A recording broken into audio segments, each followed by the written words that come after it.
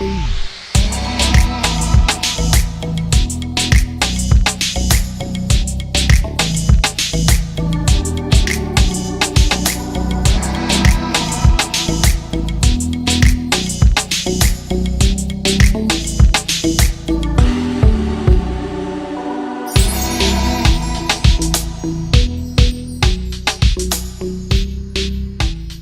Evening, नमस्कार। मेरा नाम सुजय गुप्ता है और आप देख रहे हैं कालो.in प्रेजेंट सैटरडे स्टारडम लाइव। क्या आप लोगों ने ससुराल सिमर का देखा है? अगर देखा है तो मेरे आज की गेस्ट को आप एक सेकंड में पहचान जाएंगे। So ladies and gentleman, please join me in welcoming the very talented and beautiful Jayati Bhatia. Let's connect with हर।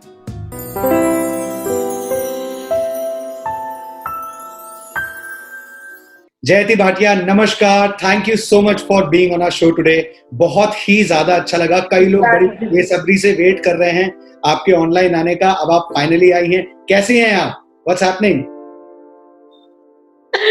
जी बहुत बहुत धन्यवाद सबसे पहले मुझे सैटरडे स्टारडम लाइव में बुलाने के लिए। मुझे अच्छा लग रहा है। मेरे लिए काफी नया फॉर्मेट है। मैं अभी भी सीख रही हूँ जूम मीटिंग्स पे इंटरव्यू देने के लिए। But it's good fun. I'm learning. कैसा रहा ये 2020 लॉकडाउन, पोस्ट लॉकडाउन कैसा चला ये? Actually 2020 मेरे लिए बुरा नहीं था। 2020 मेरे लिए बहुत अच्छा था। 2019 बल्कि मेरे लिए थोड़ा सा ठंडा गया था।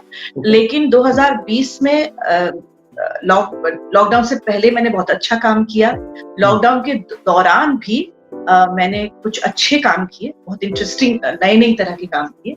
और लॉकडाउन जैसे ही हल्का सा ओपन हुआ, शूटिंग शुरू हो गई, तो मैंने 5 अगस्त से लॉकडाउन की लव स्टोरी नाम का एक शो जो 11 बजे स्टार प्लस पर आता था, वो 6 महीने तक किया और अब ये भी खत्म किया है।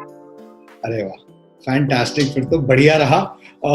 It's been more than 25 years you've been part of this industry. Overall experience कैसा रहा? I've been very blessed. मैं बहुत बेस्ट मानती हूँ अपने आप को कि जिस दिन से मैं 1 जुलाई 1997 में मुंबई आई थी और तब से जो गाड़ी चल निकली है 8 अगस्त 1997 से, वो चलती जा रही है। अच्छा है, कभी फास्ट कभी स्लो, लेकिन चलती रही है। ओके। मतलब कैसे स्टार्ट हुआ? Where did you start off from? जैसे आपने बताया कि मतलब यहाँ से मैंने 8 अगस्त से शुरू किया। What was your first break? What was that? मैं 1 जुलाई 1997 मुंबई आई। फिर उसके बाद जैसे सब लोग अपना फोटो सेशन कराते हैं, वैसे राकेश श्रेष्ठा जी से मैंने भी अपना फोटो सेशन कराया।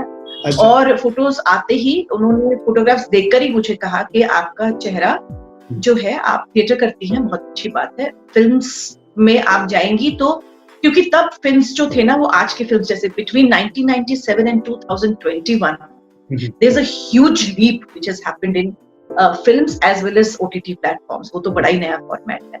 तो उन्होंने फोटोग्राफ्स देखकर ही कहा कि आप एड्स के लिए ट्राई करिए, टेलीविजन के लिए ट्राई करिए, फिल्म्स के लिए जरूर ट्राई करिए। क्या बोलते हैं, तो ये उन्होंने मुझे पहले ही समझा दिया, तो थोड़ा सा मैं भी संभल गई। I did try for films, मुझे 1-2 फिल्में मिले थी, लेकिन मैं जब गई तो मुझे उनका वाइब ठीक नहीं लगा उन फिल्म्स का।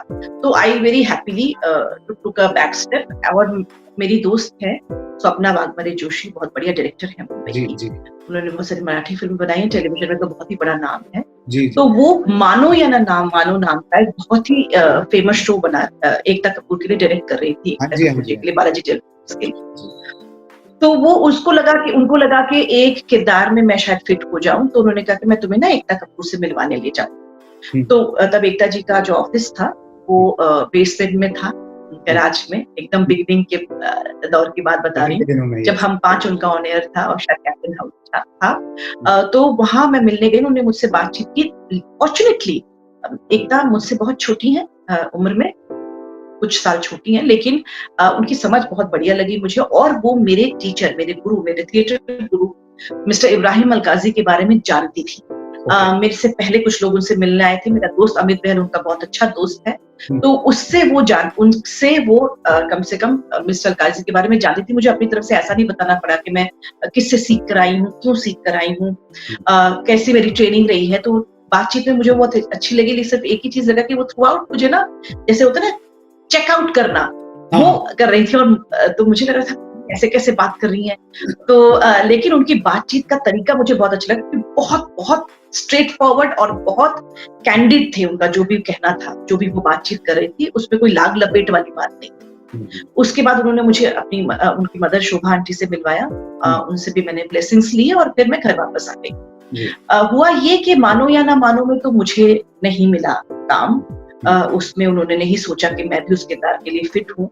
लेकिन एक हफ्ते के अंदर उन्होंने मुझे इतिहास नाम का एक शो था, जो एक बहुत बड़ा सुपरहिट डेली शो था, और Doordarshan which started coming from the first mini, 1 बजे आया करता था हर रोज। तो उसके लिए उन्होंने मुझे चुना। मेरे पास एक हफ्ते बाद फोन आया और मैं पूना चली गई। डायरेक्टर हमारे थे गोगी आनंद जी, मैं बहुत बहुत शुक्रगुजार हूँ। आज वो नहीं है, लेकिन उन्होंने हमारे जैसे बहुत सारे न्यू कमर्स को एकदम तैयार कर दिया कैमरा के लिए। उनकी ट्रेनिंग बड़ी कमाल की ट्रेनिंग थी, 5 कैमरा सेटअप के साथ हम शूट करते थे। और तो उसकी शूटिंग के लिए मैं पूना गई, पायलट शूटिंग के लिए। एंड देन आई रियलाइज कि वो जो एकता जी बार बार ऐसे अच्छी तरह से जो देख रही थी, वो भाप रही थी, शायद अपने दिमाग में सारे किरदार चला रही थी कि मेरा नया शो आने वाला है, इन्हें कहाँ मैं फिट कर सकती हूँ।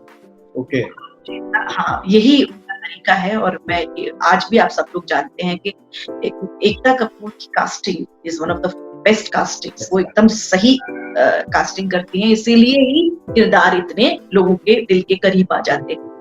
तो वो हुआ। और साथ में आपको एक और बात बताऊं कि मैं जब बॉम्बे आई तो मिस्टर अनुपम खेर, जो मेरे ही टीचर के, मिस्टर इब्राहिम गाजी के स्टूडेंट है नेशनल स्कूल ऑफ ड्रामा के, तो उन्होंने मीडिया एंटरटेनमेंट कंपनी नाम से एक कंपनी शुरू की। और सेलेब्स, मतलब न्यू कमर सेलिब्रिटीज, उनके लिए जैसे आजकल इतने सारे कंपनीज हो चुके हैं, ये उन्होंने बहुत पहले ही सोच लिया था। बहुत पहले एक प्रॉपर कास्टिंग एजेंसी की, जहाँ पे वो न्यू कमर्स को या फिर कुछ उनके सेलेब्स थे जिनको वो प्रमोट करते थे। इसमें मिस्टर माधवन भी थे। ओके, आज इतने बड़े स्टार हैं, ऐसे बड़े सत्या मृदुल भी, they were all there। और नयनिका चैटर्जी उस वक्त बहुत बहुत बड़ी मॉडल और क्या बोलते हैं पर्सनालिटी डेवलपमेंट के लिए थी। I am very impressed with them and very thankful to them कि अनुपम जी ने और नयनिका ने हम लोगों को एक्सेप्ट किया अपनी टीम में, और हम लोगों को प्रमोट किया। तो मैं उन लोगों से मिलके बाहर ही आ रही थी और गेट पर खड़े होकर मेरे ख्याल से ऑटो का वेट कर रही थी, और दूर से किसी ने मुझे बुलाया और उन्होंने कहा कि जरा उस लड़की को बुलाना। तो मैं गई, तो उन्होंने कहा कि क्या करती हो? मैंने कहा सर मैं थिएटर से हूँ, एक्टर हूँ, यहाँ मिलने आई थी नयनिका से। कहते अच्छा, थिएटर से हो, रोकाल फिल्म देखी है? तो मैंने बोला जी हाँ। तो उन्होंने कहा कि वहां पर किंग डेविड का रोल देखा था? मैंने बोला हाँ जी। कहता वैसे कुछ किरदार है मेरे दिमाग में, तुम्हारे लिए तुम करोगी? मेरा एक नया शो आ रहा है, ये कहाँ आ गए हम। वो डायरेक्टर थे मिस्टर विवेक अग्निहोत्री, और पल्लवी जी उसमें थी। उसमें ऐसे बड़े बड़े बहुत सारे स्टार थे। It was a musical thriller for Zee TV. और वैसे ही दरवाजे पर, गेट पर देखकर उन्होंने मेरी कास्टिंग करी। और 8 अगस्त को मैंने ये कहा आ गया, शूटिंग शुरू की, और 12 अगस्त को मैंने इतिहास का पायलट किया। तो तब से एक गाड़ी चल पड़ी है। गाड़ी अच्छी चल पड़ी है, तो काफी मतलब। बट मुझे भी ये अप्रिशिएट करना पड़ेगा आपकी स्टोरी से कि बहुत ही आपने केयरफुली एक कदम रखा, which was actually very fruitful for you in the long run. I believe that मेरे ख्याल से मैंने हार्ट ब्रेक से भागी तो नहीं कहूंगी। I saved myself from lot of heartbreaks by pushing myself for films. Absolutely.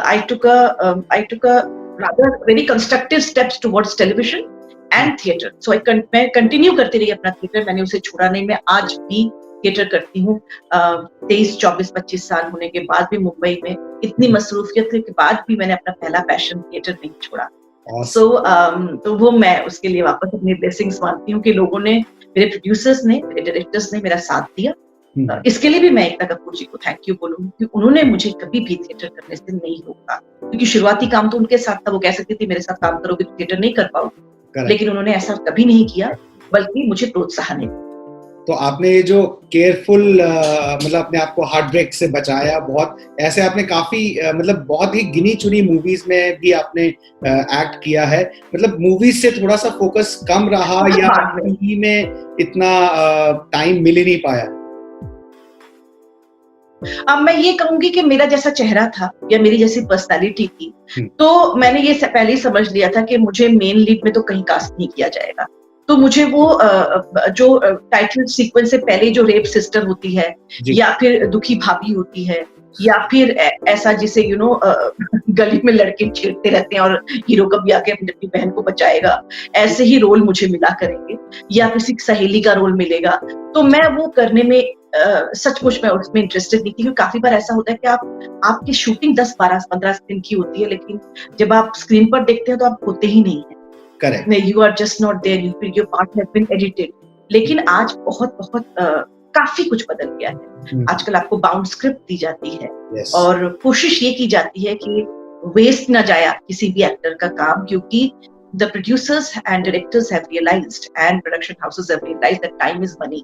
अगर आप किसी एक्टर को लेते हैं, उसका काम करते हैं, तो जब तक बहुत ही जरूरत ना हो तो उतना ही उससे काम लिया जाए जितना हम अपनी फिल्म में रिटेन कर सकते। तो तब ऐसा नहीं था, तब फिल्में बनती रहती थी 2-2.5 साल, 1.5 साल, 2 साल बन रही हैं और किसी का काम दिख रहा है, किसी का काम नहीं दिख रहा है। तो वो उससे मैं बहुत डरती थी कि आप मेहनत करें और मतलब आप ऐसे ग्लास में पानी डालें जिसके नीचे छेद हो, फायदा नहीं है उसका। वैसे आपके हस्बैंड भी एक थिएटर आर्टिस्ट है, कभी ऐसा हुआ हो कि मतलब कुछ आप उनसे टिप्स ले रही हो या उनको कुछ टिप्स दे रहे हो? Does that also happen? किनसे? आपके husband? Sorry, I didn't understand. मेरे हस्बैंड भी थिएटर, लेकिन वो जैसे उन्होंने रियलाइज किया कि जैसे ही हमारी फैमिली में एक ऐसा एक्टर आया जो, क्योंकि उन्होंने मुझे थिएटर का रास्ता दिखाया, मेरी मदर ने मुझे डांस का रास्ता दिखाया हो अगर बचपन में, क्योंकि मैं बंगाली हूँ, मैं जयपी चैटर्जी से शादी से पहले, तो जैसे आप जानते हैं हर बंगाली परिवार में थोड़ा सा आर्ट से बड़ा लेना देना होता है। तो जब मुझे गाने में दिया गया तो जब गाने में दिया गया सिंगिंग में, तो बड़ा उन लोगों का दिल टूटा, मेरे पेरेंट्स का, अरे यार बड़ा बकवास कर, इसको क्या करना है।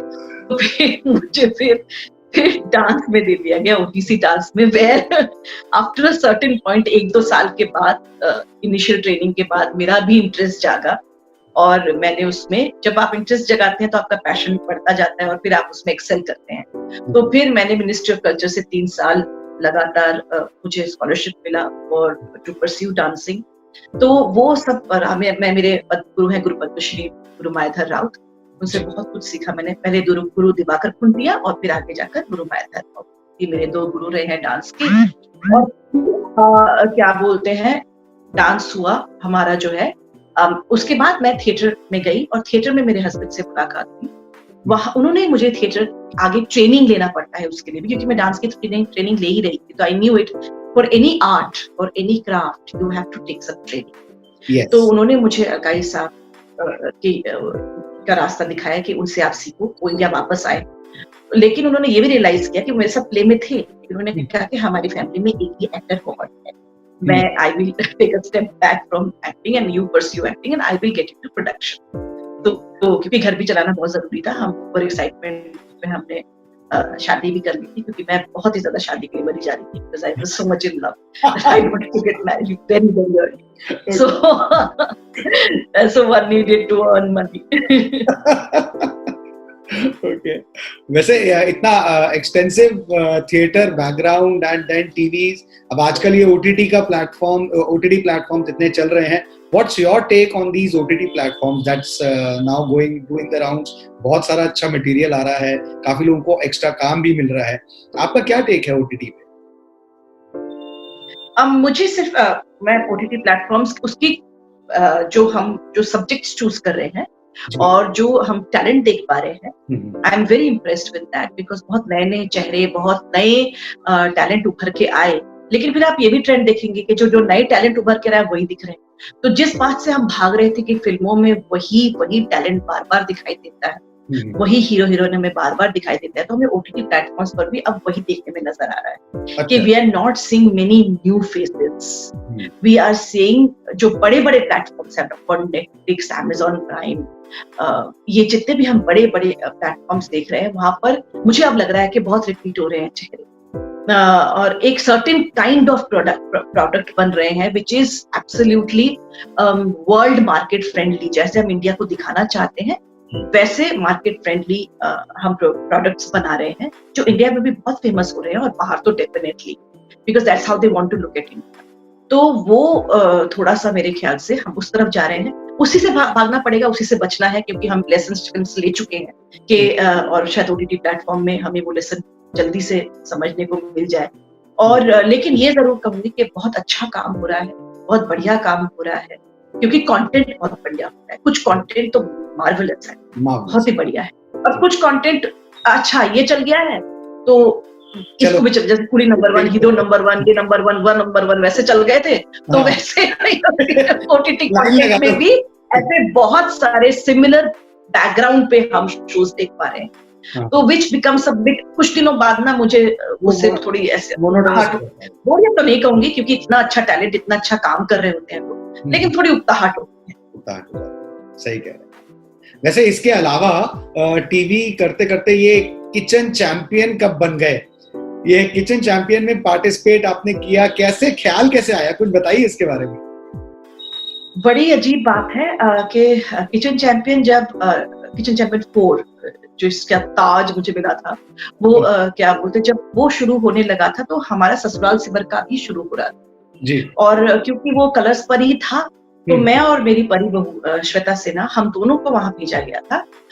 मुझे तो पता नहीं क्यों भेजा, श्वेता तो वैसे बहुत अच्छी कुक है, और तो मुझे भेजा कि हम लोग, तो मुझे लगा हम प्रोमो करने जा रहे हैं, होता नहीं है कि यू नो इंटीग्रेशन होता है कि एक नया शो आ रहा है, ये भी नया शो आ रहा है, और ये 3rd-4th सीजन है किचन चैंपियन का, और हमारा नया शो आ रहा है, तो माताजी और उसकी एक बहू गई है कुछ खाना बनाने, कुछ ऐसा। तो I thought I was had gone for the promo. तो लेकिन वहां जाने के बाद जब उन्होंने हमें एकदम वो कपड़े पहना दिए, वो शेफ का वो पहना दिया, और कुछ घी और तोरी और आलू और बैंगन और छुरे के साथ हम लोग को हमारे डिफरेंट पोजेस लिए, गाना लिया, तो मैं थोड़ा सा ऐसे हो गई। मैंने कहा अच्छा ये is it not a promo? तो उन्होंने कहा हाँ प्रोमो ही है, लेकिन किचन चैंपियन का प्रोमो है। तो हमने बोला अच्छा, तो मैं क्या कर रही हूँ इधर? कहते ma'am you are a part of Kitchen Champion, आपको किसी ने बताया नहीं? मैंने कहा वो अच्छा हाँ, मैंने कोई मतलब I had signed 1 letter of intent, ये तो हमने किया था, बट मैंने सोचा कि अच्छा मैं पार्टिसिपेट कर रही हूँ, ये मैंने नहीं सोचा था कि आज के दिन का है शायद ये, बिकॉज वी वर गेट मतलब तो मुझे लगा आज के दिन का है। तो उन्होंने कहा नहीं ma'am, they will speak to you later, और सारी बातचीत आपके साथ क्लियर होगी, हमें जल्दी से प्रोमो बनाना था, इसीलिए हमने आपसे एक लेटर ऑफ इंटेंट साइन करा दिया। ओके। तो देन मैंने बोला कि भाई मुझे तो मैं अपने हाथ की चाय भी नहीं पीना चाहती हूँ, मैं तो अगर घर पे कोई ना हो तो मैं तो शूट पर आकर चाय पीती हूँ दादा के हाथ का, तो मैं क्या बनाऊंगी यहाँ पर खाना, सबको पता चल जाएगा। तो लेकिन मैं ये कहूंगी कि लॉकडाउन ने मुझे सपने एक्सपर्ट कर दिया। क्या चाय बनाना और क्या खाना बनाना और क्या झाड़ू पोछा लगाना और क्या बर्तन मांजना और क्या कपड़े धोना, इस काम में अब मैं सॉलिड हो गई। सब हो गए पूरे, सब हो गए। तो मेरी मदर को भी जब मैंने बताया, घर में मैंने बताया, तो it was a big joke कि मतलब मुझे किचन चैंपियन में लिया गया है। और जब एक के बाद मैं पड़ाव पार करती जा रही थी, मैं थोड़ा सा आपको दिखाना चाहूंगी कि ये जो पीछे आप फोटोग्राफ देख पा रहे हैं, जी। दिख रहा है आपको मेरा फोटो? बिल्कुल। हाँ, तो ये फोटो मेरी जो है वो किचन चैंपियन के सेमीफाइनल्स की फोटोग्राफ है। सबको ऐसे फोटोग्राफ्स ऐसे लगाया गया था, we were gifted this after the show was over, तो किचन चैंपियन की फोटोग्राफ।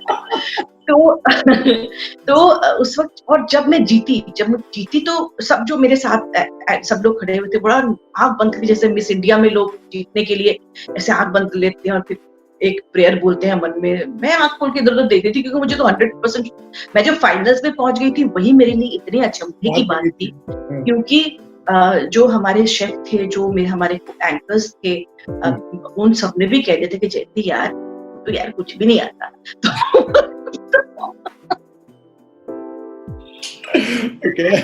तो जी हाँ, लाइट को क्या हो गया? हाँ, तो देन व्हाट हैपेंड कि सो देन वो किचन चैंपियन का ताज मुझे इतना भारी सा पहना दिया गया, तो मैं खुश हो गई। मैंने पूछा उन लोगों से, मैंने बोला कि एक बात बताइए कि आपने मुझे जिताया क्यों? तो देवर, क्योंकि मैंने कोई टास्क भी नहीं जीता था। मैं, आप समझते हो जो टास्क होते हैं ना, उसमें से 2 टास्क थे, इसमें एक कोई चाबी ढूंढनी थी, वो मैंने जीती थी, और दूसरा 5 आइसक्रीम खाने थे, वो मैं जीती। तो बाकी सब टास्क में मैं हार गई थी, सब में, मतलब मैं कर ही नहीं पाती थी। लेकिन तो उन्होंने मुझे कहा कि फर्स्ट ऑफ ऑल आपने हमें टास्क में बहुत एंटरटेन किया। Okay. the feedback that we got from the audience that you have entertained us in the task. आप चाहे कुछ भी ना कर पाए, लेकिन आपके जो एक्सपर्ट कमेंट होते थे, आपकी बात होती थी, जो आप गिनती पढ़ती रहती थी, it was entertaining. और दूसरी बात जो हमारे शेफ ने, जो कि हमारे जज जिन्होंने चूज किया था, उन्होंने कहा कि आपने एक गलती दोबारा कभी नहीं की। अगर आपने कहा गया कि इसके साथ ये नहीं बनाना है या इसके साथ इस मसाले का जोड़ नहीं है, तो वो आपको याद रहा। तो that is why you never made the same mistakes again.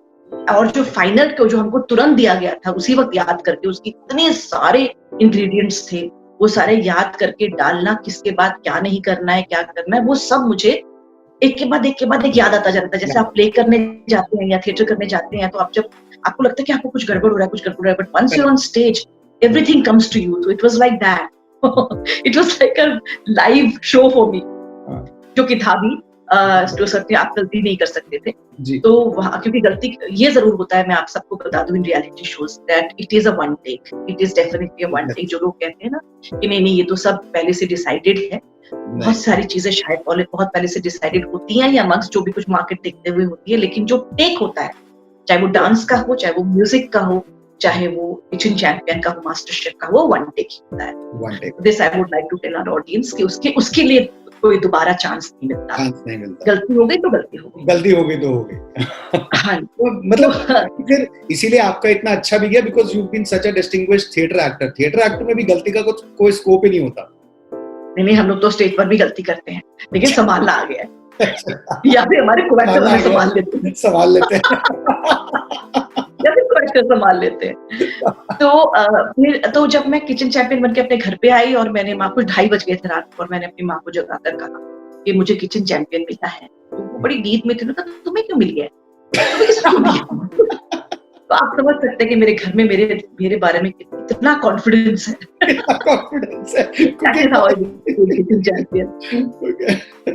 Wow, fantastic. With this मैं आपका एक नया सेगमेंट हमारा होता है, which is called the one word one line answer. मैं आपसे एक सेट ऑफ क्वेश्चंस पूछूंगा, जिसमें आपको जवाब देना है इधर वन वर्ड में या पूरा मैक्सिमम एक वन लाइन में। ट्राई करें जी, कोशिश। मैं तो बहुत लंबा बोलती हूँ, ठीक है। Okay, let's start the one word one line answer segment starts now. पहला क्वेश्चन, पहली चीज जो आप सुबह उठते ही करते हैं? Brush my. Okay, what is something that you are tired of? Traffic. Okay, बहुत परेशान हो जाती हूँ मैं ट्रैफिक से, तो मैं बड़ी नाराज हूँ। Weirdest rumor you have heard about yourself? हाँ, कि मैंने एक अवार्ड लेने के लिए कहा है कि मैं तभी जाऊंगी जब मुझे अवार्ड मिलेगा। अच्छा, ठीक है। Okay, 2 ways you manage stress? किताब पढ़ के, ओके, अच्छा म्यूजिक सुन के, ओके, और अपने दोस्तों से मिलके खूब हंस के। तीन हो गए, ठीक है, चलेगा। Okay, what's your biggest strength? My will power. One character that you wish you had played? बहुत सारे किरदार हैं, एक लाइन में नहीं होगा। बहुत सारे किरदार हैं। कोई ऐसा कि ये तो मैंने करना चाहिए था, काश मैं कर पाती। ऐसा मेरे पास जो भी किरदार आए हैं, उसमें से मोस्टली मैंने किए ही हैं। तो अच्छा। हाँ, किए ही हैं। वो मतलब चूज ही वो किया जो मैं करना चाहती हूँ। ऐसा कोई किरदार जब भी मैं देखती हूँ मुझे लगता है अच्छा हो मैंने नहीं किया, भैया बढ़िया हो गया ये तो। अच्छा, उल्टा है, सिनेरियो उल्टा है। ओके, नेक्स्ट क्वेश्चन, इनविजिबिलिटी और सुपर स्ट्रेंथ? मैं समझी नहीं ये सवाल। आपके पास अगर एक पावर हो तो वो क्या आप चाहते हो, इनविजिबिलिटी या सुपर स्ट्रेंथ? मैं इसका थोड़ा सा लंबा आंसर दे सकती हूँ? हाँ। ऐसे दिल में तो होता है बहुत बार इनविजिबिलिटी हो, क्योंकि मैं जान सकूं लोग मेरे बारे में क्या बात करें। हाँ। लेकिन फिर लगता है अरे यार कुछ गड़बड़ बोल दिया तो अपना ही दिल दुखेगा, फ्लॉप हो जाएगी। तो I would choose super strength, क्योंकि सुपर स्ट्रेंथ से मैं अपना भी भला कर सकती हूँ, सबका भला कर सकती हूँ, and I can get on with life with happiness. And plus अगर किसी का कुछ गलत सुन भी लिया तो उसको एक पंच भी मार सकते हैं. हाँ बिल्कुल सही. तो मैं पहले इनविजिबिलिटी करूंगी और फिर सुपर स्ट्रेंथ चूज करूंगी. अच्छा, दोनों. बढ़िया है, बढ़िया. What's your दोनों हाथों favorite? में लड्डू. What's your favorite song? O Hansini by mister Kishore Kumar. Same. It's my favorite as well. बहुत बढ़िया. मुझे बड़ा लगता है, लेकिन मैं जब पतली थी तो लगता था कि हाँ हंसिनी की तरह उड़ पाऊंगी, लेकिन अब वो भी निकल गया. अब सिर्फ गाना सुन के खुश हो जाती. Okay. If you weren't an actress, then what would you be? I think I would have very happily been a psychiatrist or a psychiatrist. Okay. Okay. Define yourself. This is the last question of this round. Define yourself only in 3 words. Define myself. Yes. Happy. Okay. Positive. Trying to not complicate things. Trying to not complicate things. Main word, all the audiences जो अभी देख रहे हैं, main word is trying. ठीक है? Trying. Okay, that was the one word, one line round. And before we wrap up this session, I have a few more questions. Any current projects that you are working on या जिसमें हम आपको एकदम immediately देख पाएं? Anything you want to tell the audiences? मैंने जैसे आपको पता होगा कि मैंने बंगाली डेब्यू इस उम्र में किया, जबकि मेरी मातृभाषा है. तानसेन तानपुरा नाम का एक शो है जो कोई जो प्लेटफॉर्म पर आता है, वो उसको MX Player पर भी देख सकते हैं. अच्छा. तो उसका 3rd सीजन हम लोग अप्रैल में शूट करने जा रहे हैं. और मैं जो कल शूट करने जा रही हूँ वो एक शो है जो पिछले साल हम लोग कर रहे थे, पॉलन नाम का एक शो, जो OTT प्लेटफॉर्म के लिए है. दैट वी आर शूटिंग, जो कि आप इमीडिएटली तो इन लोगों में से दोनों में से कोई भी नहीं देख पाएंगे, because they take time to come on screen. लेकिन हाँ, अगर कोई तुरंत कोई टेलीविजन शो मिला तो जरूर आप मुझे शायद 1 महीने के अंदर ही वापस टेलीविजन पर देख पाएंगे. Okay. You are a very strong and bold woman. What suggestions you have या क्या changes आप देखना चाह रही हैं in our society or in our law regarding this increasing crime rate against women? मैंने जब शो दिल्ली क्राइम देखा था तो दोबारा रिलीव करना वो पूरा निर्भया का इतना कष्टदायक हो गया था ना, क्योंकि वापस वो सब कुछ ऐसा नहीं है. क्योंकि मैं दिल्ली में पढ़ी हूँ, करोल बाग की लड़की हूँ, केम्ब्रिज स्कूल की स्टूडेंट हूँ, श्रीराम भारती कला केंद्र में मैं डांस करने जाती हूँ. तो मुझे वो ऐसा समय था, आई विल बी वेरी मतलब मुझे रिग्रेट के साथ कहना पड़ता है कि दिल्ली वाज नॉट अ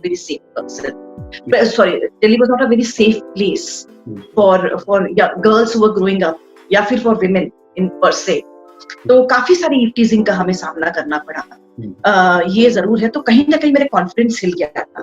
वो कॉन्फिडेंस आप मानेंगे नहीं, अगर आप दिल्ली वर्सेस मुंबई में कभी कोई बात करेगा तो आई स्टिल लव दिल्ली. मुझे वहां की हर चीज पसंद है, हर बात पसंद है. लेकिन जिस जगह ने मुझे कॉन्फिडेंस दिया, सीधा सर ऊंचा करके चलने का, to be comfortable with my body and walk on the street was home, यहाँ पर मुझे सचमुच बहुत सेफ्टी महसूस हुई. क्योंकि हम 2-2, 2:30, 3-3 बजे शूटिंग से वापस आते हैं और सेफली अपने घर पहुंचते हैं. हम बिल्कुल निडर होकर आते हैं. ये बात मैं मुंबई के लिए जरूर कहूंगी. आई विश, मुझे पता नहीं अभी दिल्ली का माहौल कैसा है. अपने नीसेस को देखती हूँ, मुझसे ज्यादा रिलैक्स्ड है, and I think they have come to terms और they know how to deal with it, with these kind of things. मैं शायद नहीं जानती हूँ, तो मैं बहुत घबरा जाती हूँ. तो मैं ये जरूर कहूंगी, और जिस तरह से क्राइम रेट्स बढ़ रही हैं, internet and Google and all these platforms were supposed to educate people, लेकिन उसका बिल्कुल ही उल्टा असर हुआ है. बिल्कुल ही उल्टा असर हुआ है. मतलब मुझे आई शडर कि लोग किस मनोस्थिति के, किस तरह से दिमाग है, क्या सोचते हैं लोग, कि लोग रेप के, एक्चुअल रेप के सीक्वेंसेस या फिर मतलब वीडियोस यूट्यूब पे डालते हैं, जगह जगह पर डालते हैं, फेसबुक लाइव पर डालते हैं. ये किस तरह का माइंडसेट, क्या सोच रहे हैं आप? इसका मतलब हम ये समझ जाना चाहिए हम लोग कि हमारी law and order situation and safety of the women is the last thing on people's mind. कि लोग इतने ज्यादा बोल्ड हो गए हैं कि उनको पता है कि they will get away with it, और ये नहीं होना चाहिए. ये बिल्कुल नहीं होना चाहिए। लोगों के दिल में, मैं ये नहीं कहती कि दहशत होनी चाहिए, लेकिन लोगों के दिल में कम से कम इतना डर तो हो कि हम ये गलत काम करने जा रहे हैं। Absolutely. ये गलत है, ये कोई बहुत बढ़िया और बहुत बहादुरी का काम नहीं है। True. तो ये मुझे लगता है कि भी हमारे जैसे अब जो जनरेशन है, चाहे वो गांव में हो, चाहे शहर में हो, चाहे छोटे शहर में हो, आई थिंक हम लोग जो माएँ हैं ना, जो विमेन है ना, they must try to change the mindset of the boys of their houses. Yes. ये बहुत जरूरी है। मेरी आप लोगों से रिक्वेस्ट है कि जब आप अपने बच्चों को पढ़ा करें, तो लड़कियों को जैसे अपने आप को ढक के रखने के लिए कहते हैं ना, तो उस तरह से कम लड़कों को भी रेस्पेक्ट करने के लिए कहिए कि ढकना ही क्यों पड़े। Yes. है ना, मतलब इतना भी क्या अपने आप को छुपा छुपा के चलना पड़े। आप इनको भी कहिए कि सबके लिए रास्ता बना है, सबको, everybody should be educated, education should be in the right direction. So मैं यही कहूँगी कि I fear, अभी मुझे लगता है कि 2020, 21, 2019 we have seen that हम बड़े दुख के साथ कहना पड़ रहा है कि India is becoming a vastly a very what do you call unsafe for women. Unsafe. Thank you so much. With this note, would you like to give a message for the young aspirants who are still struggling to get into the industry and make their mark? मैं हमेशा ये बात करती हूँ कि जरूर आइए, क्योंकि अपने पैशन, अपने सपनों को पूरा करने का सबको अधिकार है। आपके घर वाले, परिवार वाले, आपके आसपास के लोग आपको जितना भी क्वेश्चन मार्क करें आपके टैलेंट के ऊपर, लेकिन उसको एक मौका जरूर दीजिए। और जो इस बात को नहीं कर पाए, आज कुछ 25, 30, 35 कुछ और काम कर रहे हैं, लेकिन उनके दिल में जज्बा है कि वो हमारी फील्ड में आए, क्रिएटिव फील्ड में आए, चाहे वो म्यूजिक हो, डांस हो, इंस्ट्रूमेंट हो, कुछ भी हो, थिएटर हो, एक्टिंग हो, प्लीज कभी ना कभी जिंदगी में अपने आप के उस पैशन को एक मौका जरूर दीजिएगा। स्वर्ग नर्क सब यही है। वो आपको उसकी खुशी की प्राप्ति होगी, लेकिन मैं ये जरूर कहूंगी कि जैसे doctor, engineer, MBA, plumber, technician, electrician बनने के लिए ट्रेनिंग की जरूरत पड़ती है, थोड़ी बहुत ट्रेनिंग की जरूरत पड़ती है, वैसे to become an actor, to become a musician, to become a dancer, to come in the creative fields, you must at least give yourself some time to train. ये बहुत जरूरी है कि आप इसके बारे में पढ़ाई लिखाई करें, ट्रेनिंग लें, और फिर इस फील्ड में आए तो आपका दिल कम टूटेगा। ये भी है। Thank you so much जयति जी for coming on our show. बहुत ही ज्यादा अच्छा लगा। There are a lot of questions that are now being put up by the audiences. I'll make sure those questions reach you. Thank you so much again for coming on our show and motivating these new young aspirants who are actually planning to come into this industry in the right way. Thank you so much. Thank you. Namaskar. Namaste. So this was जयति भाटिया, जिनके साथ की हमने कितनी सारी मजेदार बातें। आज के लिए इतना ही। नेक्स्ट वीक एक और सेलिब्रिटी को लेके आऊंगा जिनकी लाइफ के बारे में बहुत कुछ जानेंगे। अगर आपको वीडियो अच्छा लगा हो तो लाइक करें, फ्रेंड्स एंड फैमिली के साथ शेयर करें, और हाँ, चैनल को सब्सक्राइब करना ना भूलें। Till next Saturday, I hope and I pray that you stay safe and protected. Till then, नमस्कार।